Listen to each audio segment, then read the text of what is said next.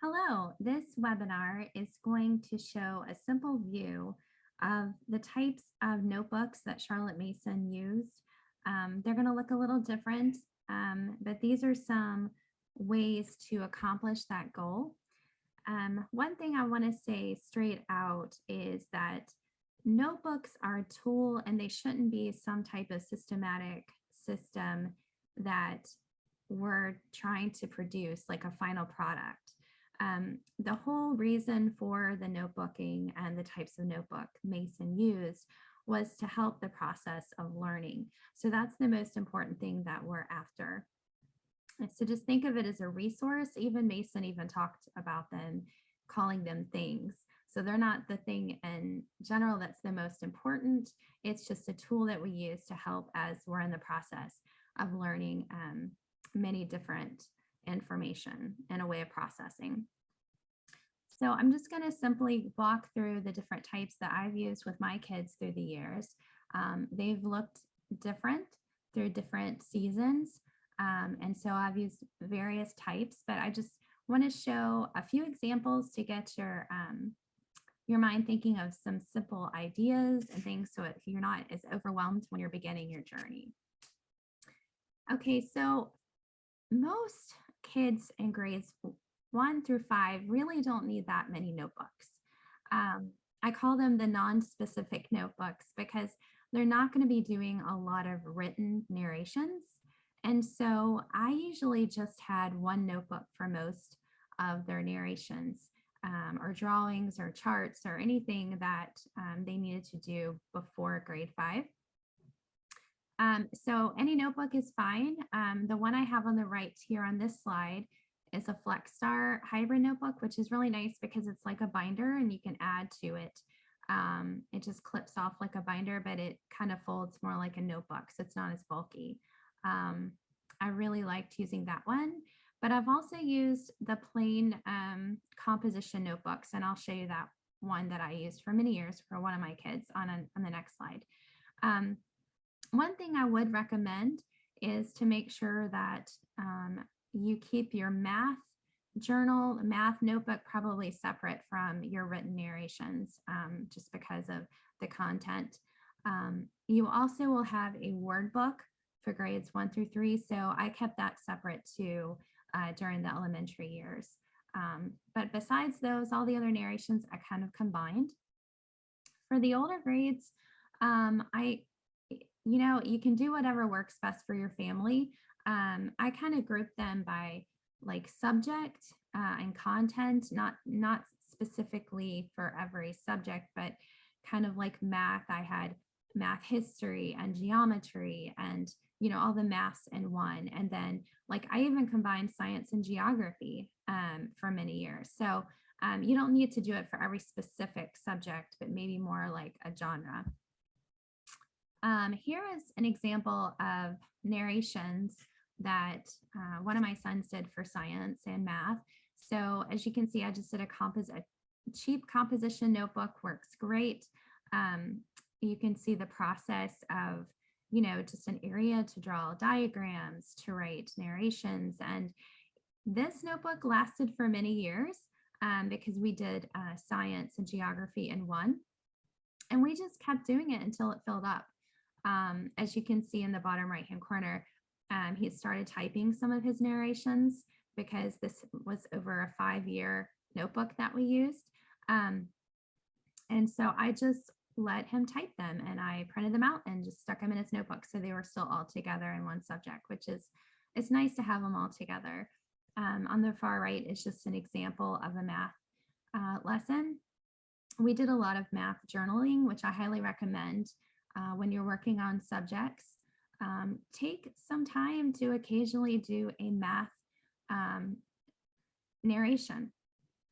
And so here I told him to, at the very bottom, write some different ways of doing division. And so he decided to draw and write diagrams explaining that. So many different ways you can do narrations, but that's just an example of one of the notebooks.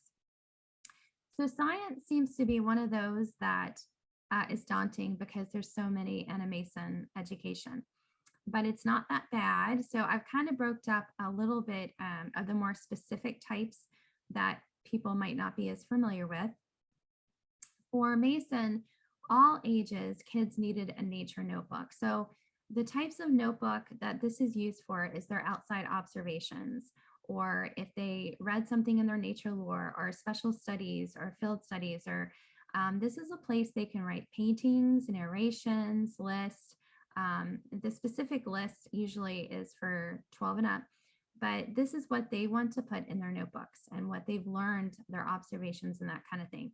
So this is specific for each student.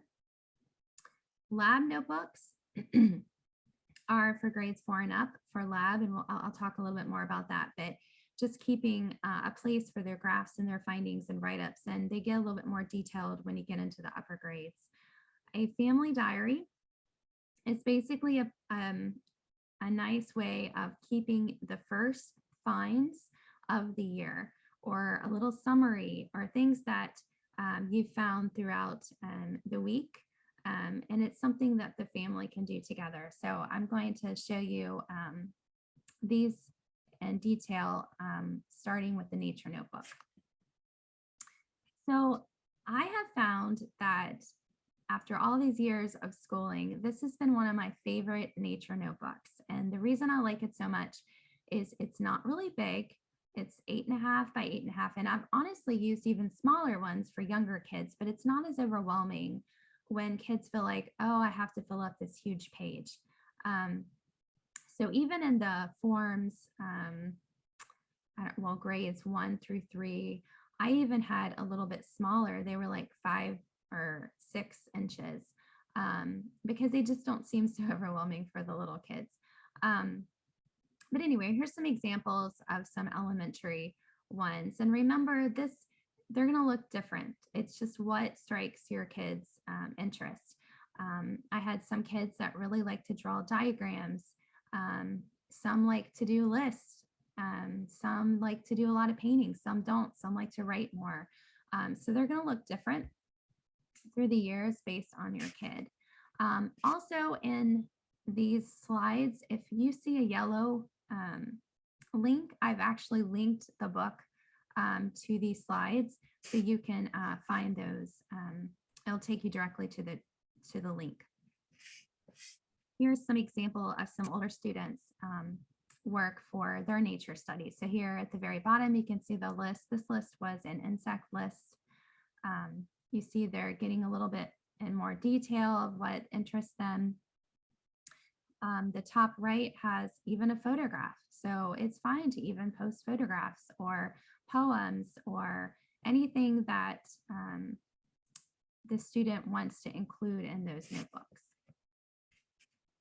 Okay, lab notebooks start about grade 4 and up. On the top, you will see an example of the thing that has works best for me with science labs. I usually print out the labs and I'll coil bind them. And then I also, after every single lab, I make sure I have lined paper, graph paper, and a blank piece of paper. So they have enough room for drawings, or if we're going to be doing any type of written narrations, if we're going to be doing any type of graphs that I need to do, it has a place for all those types of things after each lab. In high school, they start doing a little bit more detail of labs. So they're going to be writing out their procedure and the materials and the step-by-step what they need to do for each lab. So I really like this laboratory notebook that we use with our high school kids. I really like the beginning. It has a table of contents, so you can keep a list of all the different labs that you do. That has a place for page number. As you can see on the right, it has the grid, so you can do your graphs on there. It's just a great, nice notebook for the high school to keep them all together. The family diary, the best one I have found that we've used through the years is the naturalist notebook. You can see an example of a page, but that's basically just a quick summary of the weather or what we saw or the first thing we saw in the season. So it's really fun to go back and look through the years. I've been amazed at how sometimes the flowers come back the exact same day. So So it's just a lot of fun to keep track of nature and things that you see in your area. Okay, handwriting and copy work. So it's going to look different depending on the grade. I have a little bit of a list of the things that you kind of do with the grades, but these are approximate. So if you haven't finished the handwriting, then you want to focus on that. But these types, you can just use a simple composition notebook, and I would just make sure it's lined paper that's appropriate for the grade as the kids are working on their handwriting. And I wouldn't do a new one every year unless you need to move up on the line. Just continue to use it until it's filled up. It's not until about the grade 7 or 6 sometimes that they start making a commonplace notebook. And parents should be doing one too, but that is where they start doing favorite passages. And so here's an example of a composition notebook that we really like, that we've used for when you get into the commonplace notebooks where they pick their own. I like this one because it lays flat and it's really nice. So there's an option for you. Citizenship notebook can be quite overwhelming because there's so many different parts. If you're in the alveary, I highly recommend looking at the member tutorial because they have lots of examples in that. I have used various things through the years. In the beginning, we just used a binder and I printed a bunch of sheets and we just put it in there and made it work. I've recently, with the classes that I teach, have teamed up with Summer Ellis, and we have made a nice notebook that has everything in there in one section, which has been really nice to help keep us a little bit more organized. You're welcome to use that too. You can find that at Etsy. But I'm not going to go into all the different charts and exactly what they all are. I've done that in another webinar, but I just wanted you to see the different things that would be in the citizenship notebook and what they consist of. I can say if you want to head up, look at that link at the bottom, there's a lot more details of pages and examples of what you can include in that and what they look like if you want to use that as an example too. Here are some examples of pages that I used when I just printed it out and bound it in a binder. I do have free resources for the Way of the Will chart and the Virtue chart that you see on the top left. Those are ones we used for many years, and I just printed them out and put them in our binder. And those are free on my website. On the right, there's just an example of a narration he was doing about, and this would be in the government section, about how to jury and trials and how that works out.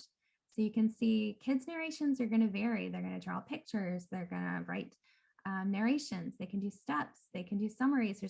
It's just whatever works best for the kid to process the information. On the bottom left, you'll see a map. So one thing I highly recommend when you're doing your current events is to look up on a world map. We also had a US map too when we were listening to news. When they've listened or read an event, just let them look up and find that in the map and circle and color it in. It's been a lot of fun to see all the different countries and states and places that we've read about and heard about and through the years. So that's a lot of fun too. The bottom right-hand side are some of the notebooks that we have put together. We have separated citizenship and government because we wanted them to last for many years, and it was just going to be too big of a notebook to put them all together. But if you just want to use it for a few years, you can do, like I said, just print off some printables and bind them together, or you're welcome to purchase one of those books, which should last you a good middle school, high school years, because these are things that you're only using for grades 4 and up. Okay, music notebooks. So this is a notebook that all grades will be using. It will vary depending on the types of things your child will use it for through the grades. but it's a place to put narrations, writing music, melodic dictation, drawings, copy work. So this would consist of the subjects of composer study and solfa and hymn and folk songs and all those music types of subjects. So here's an example of one, a very simple one that we did for our kids. I just made a quick cover, nothing fancy, and we spiralized it. The most important thing is to remember to have lined paper for writing. I didn't have a lot of blank paper. As you can see, he just drew a picture on a line, but either way works. And just make sure you have music staff paper. So when they're needing to write in their notes, but it will last many, many years as long as you make a notebook that has plenty of each types of paper. Okay, the travel journal notebook. So this is a notebook that you would have a lot of your geography types of lessons in. So it would be your geography maps, it could be drawings, copy work, narrations, clay models. There's different things for different grades that you're going to be using. Also, if you're in the alveary, there's a lot of examples in the member tutorial, so you could check that out. My favorite thing I have done for the past years is to make a scrapbook. So I love it because you can add more pages if you need to. On the far left is an example of one I found, and we used it all through elementary and middle school years. But it's just so you can see in the far left, that's an example of the early years, and you can see as it progresses to the right, he's moving on in grades. But it's been wonderful because I can put pictures in there because we can't keep all of the clay modelings. So I took pictures and put that with the things he drew. As you can see on the far right, he started writing a little bit more narrations of things. And so I would put that with his map of the study that we were working through. And so it's just a wonderful opportunity to be able to keep it all together and keep it organized. But that's just one example. There's many other ways. So do what works best for your family. Okay, foreign language. That's another thing that is going to look different depending on the grades, but it is something that all grades will be using specifically for more of the form 3 or grade 4 and up. But you could use it for the younger grades when they're learning vocabulary and copy work. Compositions are more for the upper grades, conjugations and verbs and that kind of thing are going to be for the older students, grades 6 or 7 and up. But it's also a place to do cultural learning or drawings and things that they learn about within the language. So my favorite resource, I'm kind of biased here, is a resource that Summer and I put together. I just really wanted a good language notebook and this would be particularly for grades 6 or 7 and up when they start getting into the grammar section in their foreign language and their compositions, and a lot of vocabulary. So this notebook has a lot of spaces for all those types of things that they're going to need. There is an example, and there's more pages you can see on Etsy there. But if not, you are welcome to use these just as a guide of just making sure I need a vocabulary section. I need a place for conjugations and things like that as they start getting into the upper grades. But I just really I would really recommend just getting a nice notebook that can last them for many years. So they have it all in one location. It's very helpful when you have all your verbs together and all your vocabulary together and conjugations and as you're learning language. Okay, timelines and book of centuries. Okay, so this is going to look different too, depending on the age of your students. So something I recommend for grades 2 and 3, kids are have a hard time picturing time during these ages. And so something that I did for my kids was make pictures of events. And you don't have to do it for every event, just things that strike your kids' fancy or they're really interested in. And it was just very eye-opening for myself and for my kids to see all the types of things, events, people that lived in a certain time period. So that's really, I'm going to show you in a minute what that looks like. And then for grades 4 through 6, a century timeline on a wall is all you really need to do. Just write the time of events to give them an idea of the time period. It's not until grade 6 and up that you would begin a book of century. And that is something that's where it's more specifically chosen for the kids to choose what events or people or pictures that they want to include in their book of century. So here are some examples. On the far left is something that we did. We did a lot of people that year. I think that might have been grade 1. So we read a lot about history, tales, and stories about people. So those were just some of the people that we had read about. And it was really interesting to see who all lived at the same time period. The century timeline to the right is one that was made by Riverbend Press that we really liked, that we had the ability to put on our wall. And we used that for many years. And then on the very bottom is the book by Riverbend Press that we like really well. That is a keepsake. It's very nice. It's a little expensive, but it's something that will last your kids all the way through middle school and high school, and is a nice keepsake and memories for them. So you can see on the bottom right hand an example of a page that my son has done. And maybe that could give you guys a little bit of an idea on that one. And lastly, drawing, brush drawing, pastel notebooks. They will begin that in about grade 1, but it's going to look different through the year. So one of the ones I've liked really well is a 5.5 by 8.5 notebook. It's smaller than the big, huge 8.5 by 11 or 12 or however big the other ones are. It's just not as overwhelming for kids. It's easy for them to handle and not feel so overwhelmed. So that one has worked really well for my kids through the years. I really like the spiral bound because they keep them all together. And I have different ones, obviously. For this one is an example for the brush drawing, but pastel would be a little bit different for the medium, but that's just one example of some of the books that you could use for a drawing. So I hope that this is just a little bit of an overview of the types of notebooks that you would use. Again, remember, the focus is the content and the process, not the pretty picture at the end or the pretty keepsake type of thing. We really want this to be a tool for the kids to use to help their education.